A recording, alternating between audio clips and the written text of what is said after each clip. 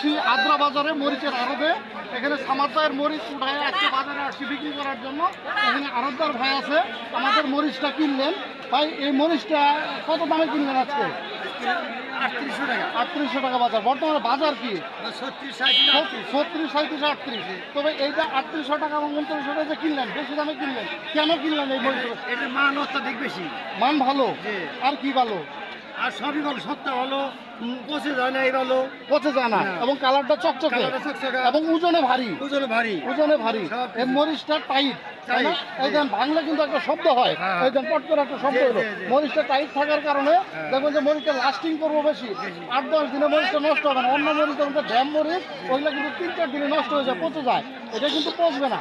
তাহলে এই তো হলো পার্থক্য নাকি? তাহলে কি কি পার্থক্য আরেকবার একটু বলেন। মরিচের মান ভালো, মান ভালো, সবটা ভালো, আচ্ছা শক্ত ভালো, সবকিছুই ভালো আছে। কালারটা চকচকে, কালার চকচকে। এই জন্য।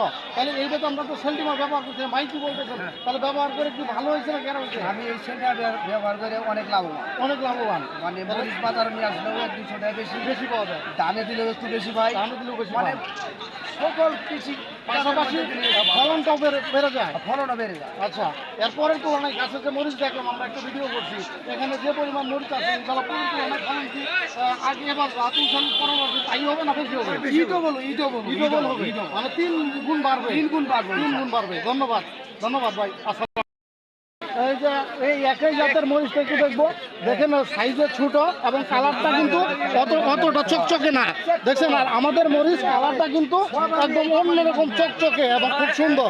দেখেন কি সুন্দর একই সাইজের মরিচ এবং কালারটা চকচকে, যার ফলে আমাদের পণ্যের ব্যবহারকৃত মরিচ কিন্তু বাজারে 200 টাকা দাম বেশি, 200 টাকা, 700 টাকা বেশি। 700 টাকা দাম বেশি।